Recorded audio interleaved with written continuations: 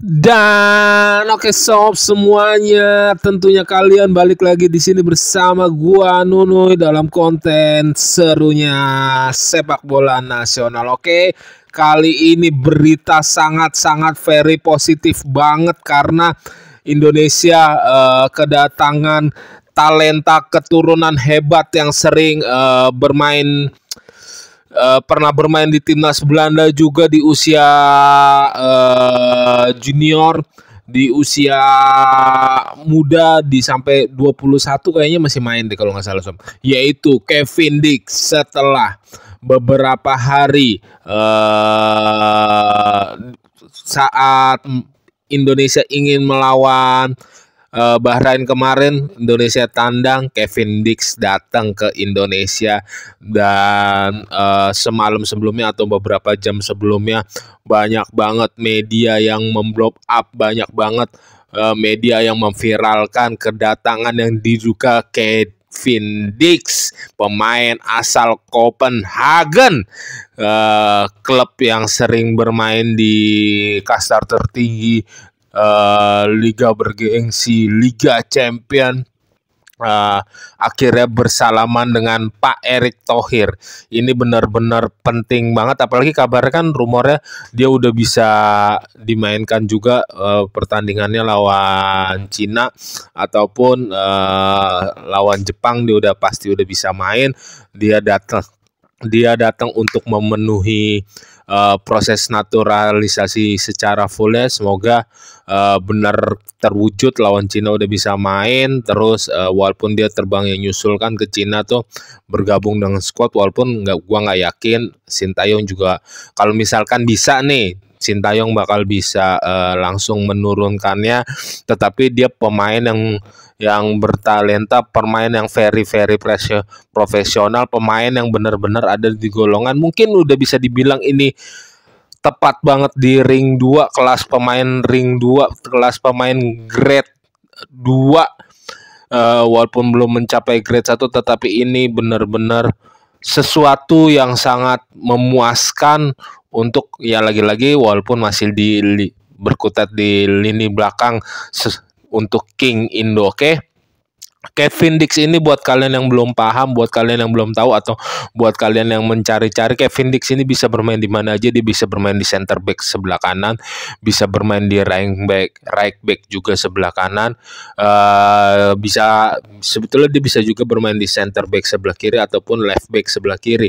Dan kalaupun left back sebelah kiri, dia kebanyakan diturunkannya di usia muda, tetapi ketika dia bermain di right back sebelah kanan, bermain di center back sebelah di center back juga sebelah kanan, itu benar-benar bagus banget, solid banget, benar-benar benar-benar mempunyai jiwa sebagai defender yang bagus, yang solid juga sob.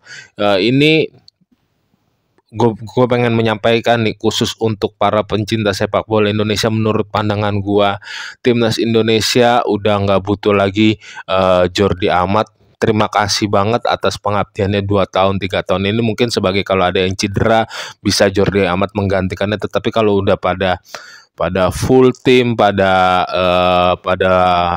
ritme permainan yang bagus, defendernya ya, selain Hapner, si Kevin Dix ini, terus udah ada Hapner, Rizky Ridho, terus ada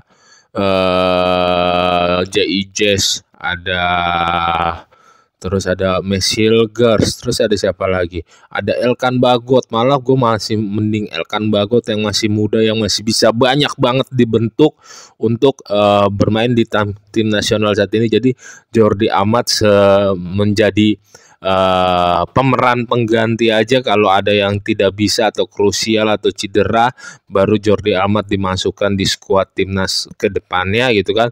Jordi Amat sendiri udah berumur 33 tahun sih, walaupun emang pengalaman internasionalnya cukup banyak kan, lumayan banyak sob, tetapi kan dia udah tua, kecepatannya udah jauh menurun, duel-duelnya udah sering banget kalah. Terbukti kemarin juga lawan Bahrain dia melakukan melakukan operan drop ball long ball itu akurasinya udah berkurang jauh, 4 kali atau 5 kali, 6 kali, bahkan 4 kali, 3 kali, 4 kali melakukan drop ball yang nggak jelas gitu, drop ball yang nggak tenang, terus membuang arah bolanya juga.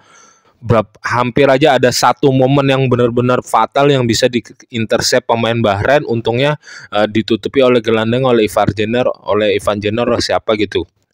Nah, Jordi Amat ini bisa disingkirkan kalau di belakangnya udah ada Kevin Dix berusia 28 tahun, Messi Hilgers, terus ada J.I.J. Ini 3 di belakang, mau main 3 mau main 2 juga tenang, tapi jangan lupakan kalau si siapa namanya, Kevin Dix ini bisa digeser ke right back, karena kita penting juga right back di samping Asnawi yang selalu menunjukkan daya juang fantastis sob ya, tetapi Sandy Walsh yang bisa membantu serangan baik.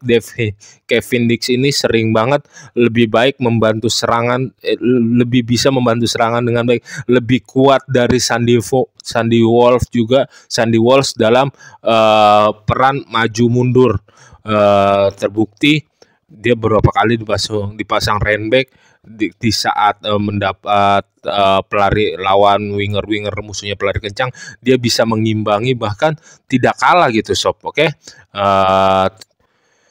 Benar-benar udah bagus banget bisa. Jadi yang right back kan ada Asnawi, ada Sandy Walsh, ada Kevin Dix ini. Ya kalau misalkan Sandy Walsh atau Asnawi harus mau berjuang, harus mau bekerja keras lagi, karena akan ada pesaing motivasi baru gitu untuk mendapatkan tempat utama gitu. Terus Kevin Dix juga jam terbangnya oke, dia bermain di Liga Champions segala macam. Ini benar-benar good pengambilan pemain keturunan, walaupun ini kan Kevin Dix kan diincarnya juga udah lama, sebelum dari J.I.J gabung juga, sebelum dari siapa lagi yang baru-baru ini Verdong gabung juga. Kevin Dix tuh namanya udah mencual duluan, udah lumayan lama gitu sob. Jadi benar-benar good point banget kerjanya PSSI untuk meyakinkan Kevin Dix, terus kerja skuad timnas Indonesia yang lainnya akhirnya membuat Kevin Dix tertarik. Oke, sekarang kita melangkah sedikit ke permasalahan wasit kemarin. Wasit kemarin juga gue baca di beberapa media olahraga lainnya atau menonton video-video olahraga lainnya, dia sempat mengeluarkan pendapat kalau dia tuh nyalain jam injury time-nya telat 1 menit gitu. Walaupun telat 1 menit kan injury time-nya 6 menit ya, jadi cuma 7 menit. Kenapa bisa jadi 9 menit gitu loh. Nah, terus PSSI juga udah melayangkan protes ke FIFA, ke AFC, walaupun ke AFC itu ya percuma, karena apa ya petinggi-petingginya, terus direksi paling tingginya AFC ya deretan orang Timur Tengah Arab sana semua. Udah tahu Bahrain, Arab Saudi, terus siapa lagi tuh wasitnya kemarin, Oman, ya masih tetanggaan deket-deket semua gitu. Kenapa bisa loh? Udah tahu pertandingannya lingkup antara negara Timur Tengah melawan Asia Tenggara, wasit yang ditunjuk kenapa dari Timur Tengah? Terus harusnya Indonesia bisa lah agar nggak dikerjain terus oleh petinggi AFC, oleh sepak bola di AFC ini, di Asia ini, untuk apa, lebih berkontribut di AFC untuk apa lagi ya, untuk menjadi bagian penting di AFC,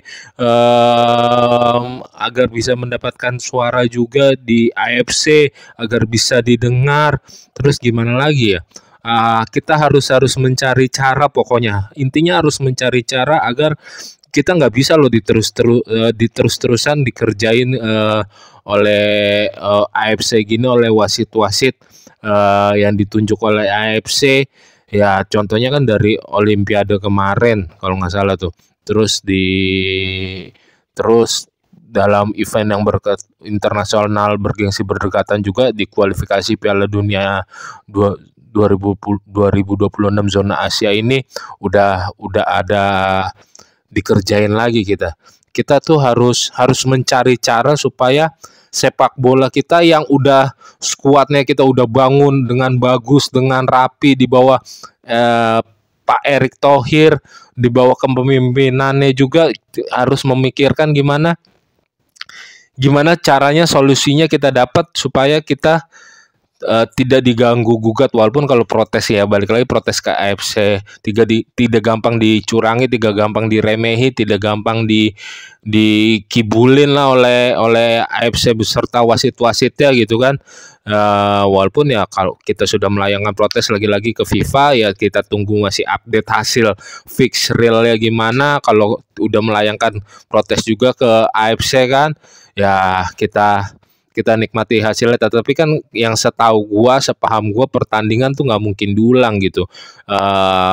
Pertanding apapun hasilnya ya udah seri mendapatkan poin 1 di kedua negara tersebut. Apapun hasilnya, paling yang akan mendapat teguran dari AFC-nya itu sendiri, ataupun kalau dari FIFA, ataupun karena udah menunjuk wasit tersebut, ataupun dari wasitnya itu sendiri yang benar-benar harus dirujak mendapatkan hukuman yang sesuai. Oke, kalau menurut None kontennya sekarang segitu aja pembahasannya. Let it flow. Oke sob, and sampai ketemu lagi bareng Nunu, and jaga kesehatan. Bye bye.